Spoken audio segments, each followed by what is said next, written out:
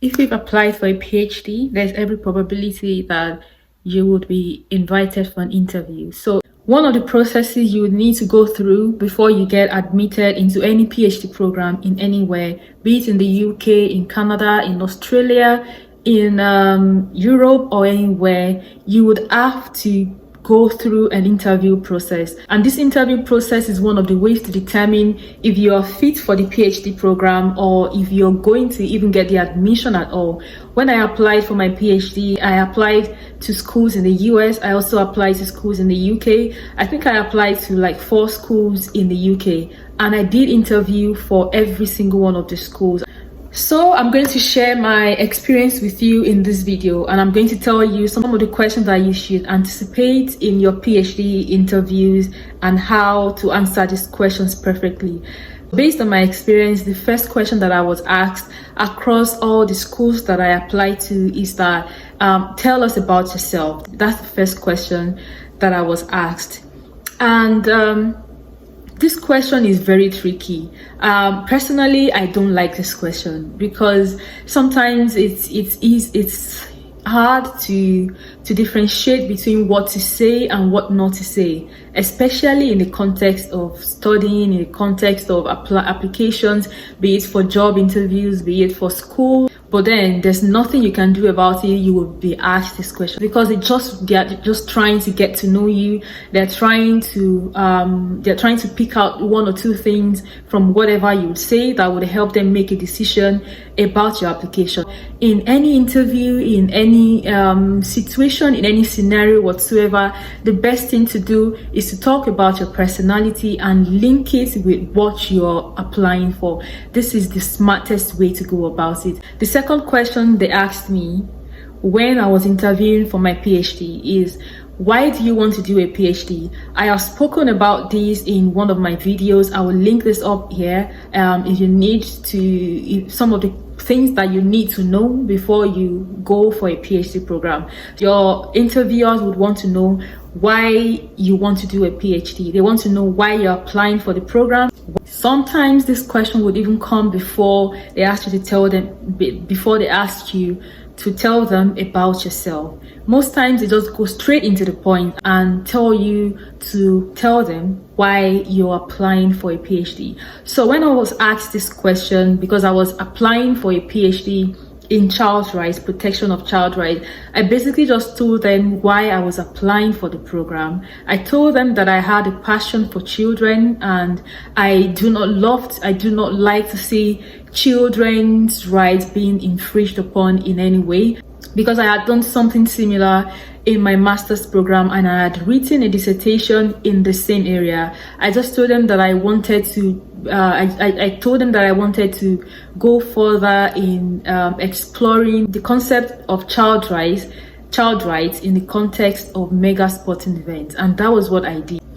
Also, I told them that I needed to be an authority in the field because what my career aspiration, what I plan to do for the rest of my life is linked to what I was planning to apply, what I was applying for in my PhD program.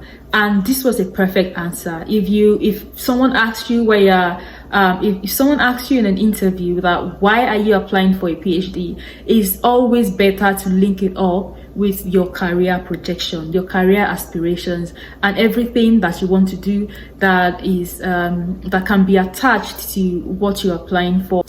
If you want to do a postdoc, say that you want to do a postdoc. If you want to go into industry, say that you want to go into industry. If you want to be a lecturer, if you want to be an academic, say it that you want to be an academic. For me, I really do not like teaching per se, so I did not say that I wanted to be a lecturer. I have my eyes on the industry that I wanted to go to, and this has always been my passion right from childhood, and this was what I said in my interview. Obviously I got the admission, and I'm sure that what I said as one of my motivations for applying for a PhD is one of the reasons why I got into the program. The third question that you will be asked is, what's your career aspiration? If you've not mentioned your career aspiration previously, they would definitely ask you, what is your career aspiration? What do you want to become? Why do you want to take this program? Is it are you taking the program because you want to be a part of something bigger in future? Is it because you want to do something in the industry or whatever? They would ask you what your career projection is, and why they want to know what your career projection is because they want to know if you are a good fit for the program. So say someone who has a background in microbiology and is applying for a PhD program in arts and humanities. They really would want to know why you're applying for a PhD in arts, why you're applying for a PhD in social sciences. Why are you not applying for a PhD in the field that you already know something about? Just the same way that you will answer the questions of why you're applying for a PhD and make it align, tailor it to the program that you're applying for. It's the same way that you want to tailor the answer to what's your career aspiration to the program that you're applying for. Let's say you applied for a program in computer science and everything. You can say that your career aspiration, that you want to be a software programmer, you want to be basically anything that has to do with computer science. So yeah, that's how to answer that question. And the first question that I got asked in all the interviews that I went for is, what are your weaknesses? What are your strengths? I know this question comes up everywhere, in every interview that you go for. Even if you go for a job interview, they ask you what your strength is, they ask you what your weakness is. They want to know because they want to know if your personality aligns with what you're applying for. Don't say anything that would be detrimental to your application. So when I say don't say anything that will be detrimental to your application, I would just use a real life scenario. I know that most of us we live in a world of social media. We like to go from Instagram to Twitter to Facebook to all of that. Don't say anything that would make them feel like you don't know how to manage your time.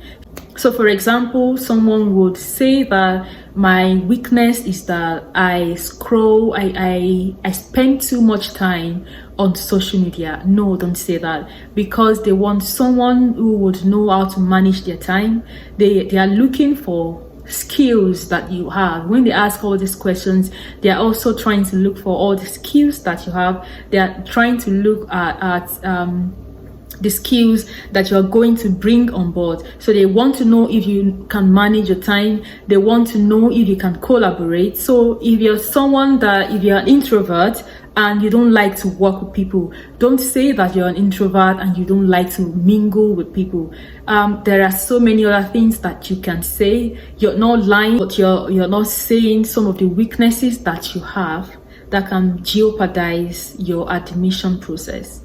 So when they ask you what your strength or weakness is, I always tell people to start with the strength. So major on your strength and minor on your weaknesses. So the fifth question can be something like, what do you expect us to do for you during this PhD program? Do you have any area that you need help with? I was asked that question when I was interviewing for my PhD.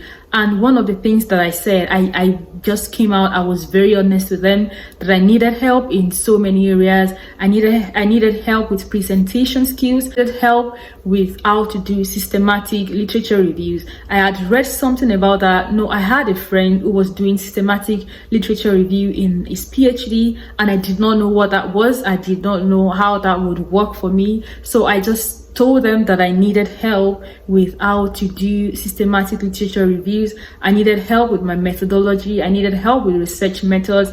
I needed help, basically everything that I needed help with. I said it to them. And if you're the type that needs funding, that needs everything, you can just tell them that you need help, with funding. So the final thing that I notice that people ask all the time is that, what are your post-PhD plans? I know when you're going into a PhD program, it's hard to know what you want to do after the PhD. For me, I had no plan to go into academics, and I said it outrightly. I told them that my post-PhD plan was to work in NGOs and to work in industries, in some particular industries. So don't be afraid to tell them that you don't want to go into academics if you don't want to go into academics. Let's face it, not everyone that does a PhD wants to be a lecturer. Not everyone that does a PhD wants to become a professor, wants to do postdoc and all of that. So whatever it is that you want to do, feel free to tell them. It will help them know how to support you best. So for me, I told them that I want to go into industry. I told them that I wanted to work in particular industries like NGOs and all of that. And I got the support I needed. After getting into the program, when I got into my third year or something, they started to link me up with people like mentors, people that could help me with CV designs for industries and all of that. So that really helped me. Doing your interview for a PhD is not really something to be scared about. Just think of it like a conversation between two people, someone who wants to know you, someone who's trying to get to know you. Don't be afraid to say whatever you want to say, anything that you feel would make it easy for the interviewer to make a decision on your case, to accept you into the program. Based on my experience, these are the questions that I know that they would definitely ask you. Thank you for watching this video, and thank you if you stayed till the end. Thank you for staying till the end. I hope to see you in the next video. If you've not liked, if you've not subscribed, if you've not shared my videos, please like, please subscribe and share this video.